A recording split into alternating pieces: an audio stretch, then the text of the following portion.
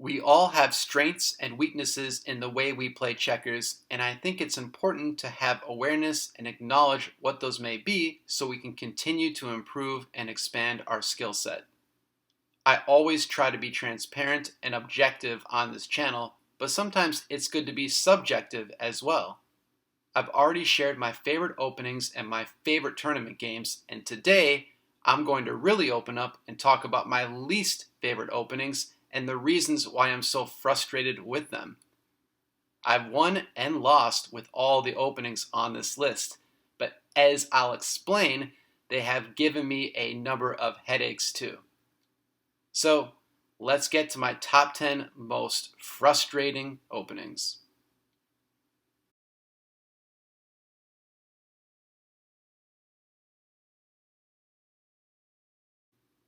Number 10, the Nemesis, 1014, 2419, and 610. It looks like others were also bothered by this opening, hence the name the Nemesis. After White's prime attack with 2217, Red has an option of two defenses, both of which are difficult. If 913 is played, then White has 2824, and then Red has to make some star moves in the single corner later on. Or if this 1115 move is played, then White can further erode Red's double corner. So again, a very tricky opening.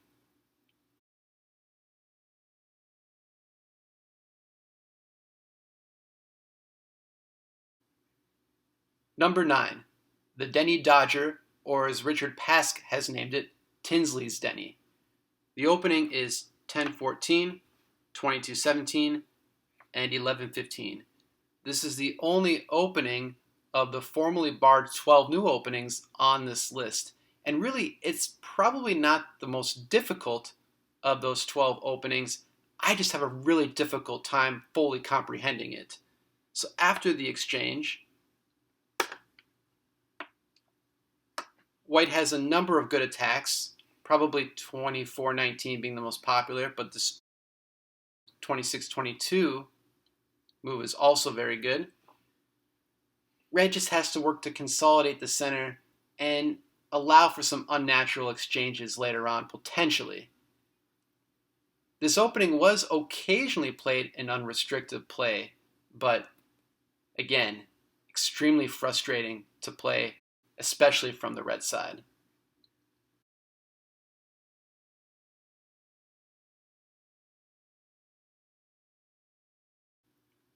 Number 8, 913, 2318, and 1115.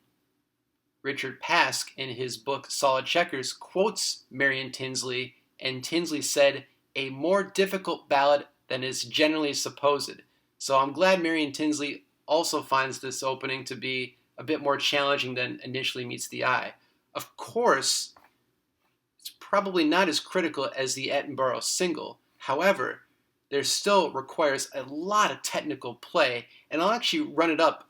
The position I showed at the beginning of this video is actually from this opening. So again, typically the 2 for 2 is played here to further erode Red's single corner.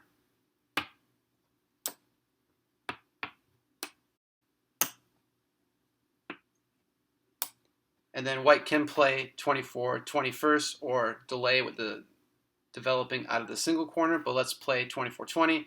And then in the Edinburgh single, this 3-8 is forced, but not so much here. You can play into the 19 square. So after these natural developments, we can reach a landing like this. And again, just incredibly difficult, no matter how White chooses to press, can be very, very hard for Red.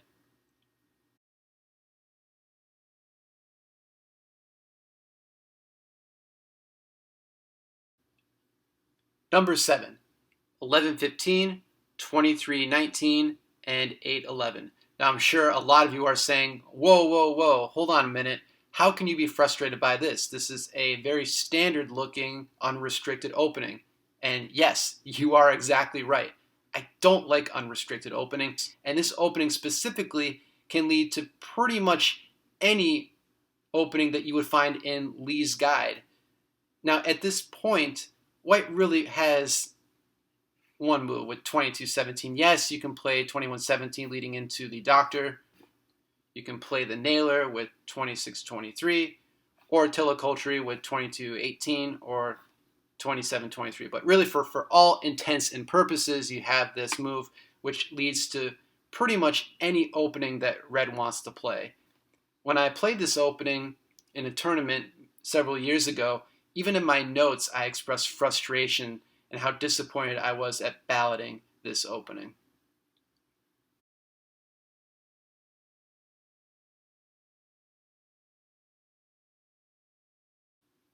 Number 6, 9-13, 22-17, and then the 13-22 exchange. Now, this opening would have been much further up my list if not for just a few years ago and talking with Alex Holmes about this opening and him helping me out in a number of ways with it, adopting this 10-15 move as opposed to the usual 11-15 move, which I think is very frustrating.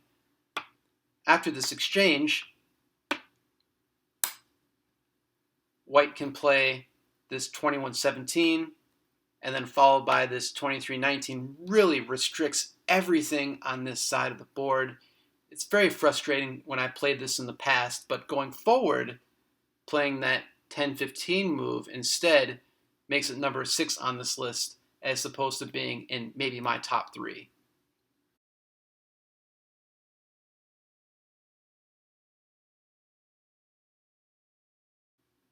Number 5, 10-15, 23-18, and 9-14. After the exchange, white has a few great attacks. This 28-18, great. 22-17, also very good. But this 26-23, incredibly frustrating. Red must move 15-18 in exchange. And then white can toy with red either by going 21-17 initially or can delay with 31-26. Just a very, very frustrating variation in this otherwise very open opening.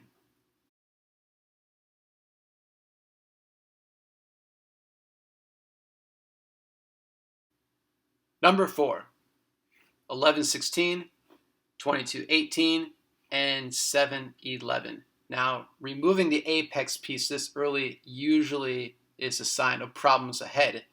And if white plays this 24-19, which is also good in my preference here, it can lead to, again, a weak game for red, but as long as the published play knowledge is there, you'll be okay.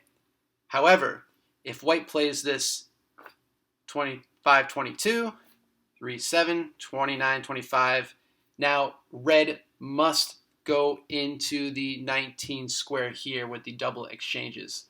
Going 16-20 will lose by 18, so it must go into 19. And then after we have all of the exchanges, white can begin an all-out assault on this piece on 19 through a direct with either 27-24, 27-23, or an indirect with this 21-17 or even 18-15. Just a ton of complicated scenarios here for red. Not easy at all and very, very frustrating.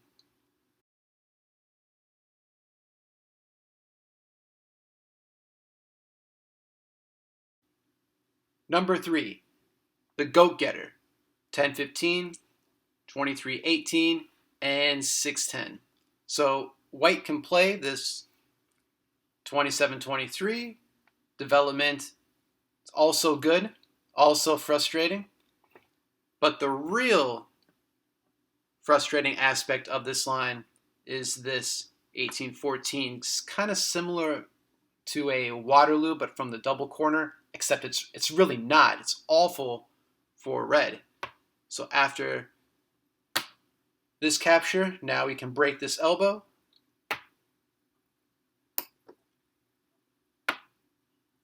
White ruining red's double corner.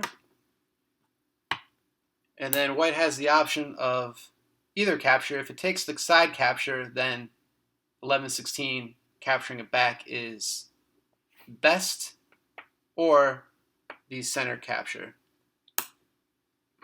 Either way, it requires so much technical knowledge from the first side, and it's just really, really unnatural and really tricky. Hence, it's number 3 on my list for being very, very frustrating.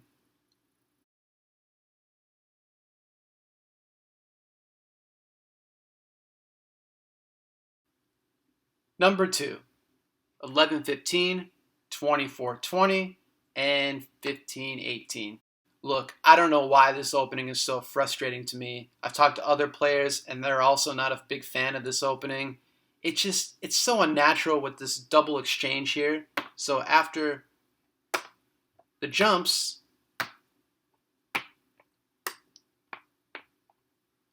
white can play 21-17. It can play 25-22 with red's goal of just defending this piece. It looks like it should be easy, and I'm sure a lot of you are saying right now, come on, this is an easy opening. For me, it's not. I don't know why. It's just so unnatural with both the piece off 10 and 11 here. And yeah, I guess you could just continuously run off this piece, but it's not very effective. It's just really hard to develop a true strategy for this opening, at least in the games that I've played against other players, both good master and grandmaster level.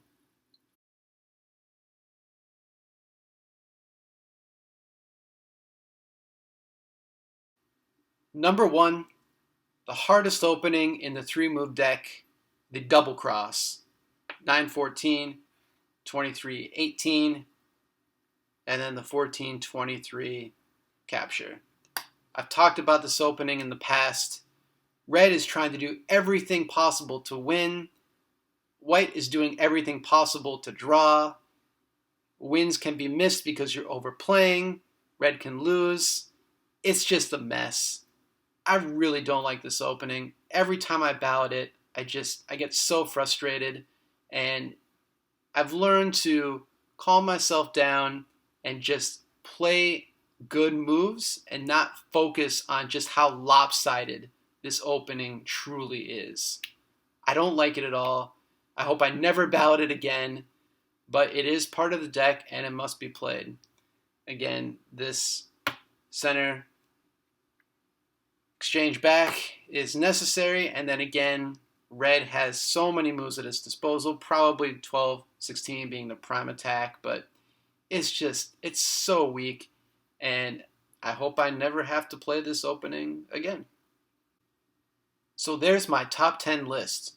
Most of the openings are on this list because of just how unnatural it looks, whether initially through the opening moves or situations that you can come across later in the mid-game. I'm happy to go into further detail with these openings, or openings that maybe frustrate you or that you struggle with. I think it does help to talk through weaknesses in our game, as it really is a great way to learn. This position from the goat getter, again, incredibly difficult, but just repetition, studying, and practice can ultimately help. Thanks, as always, for watching.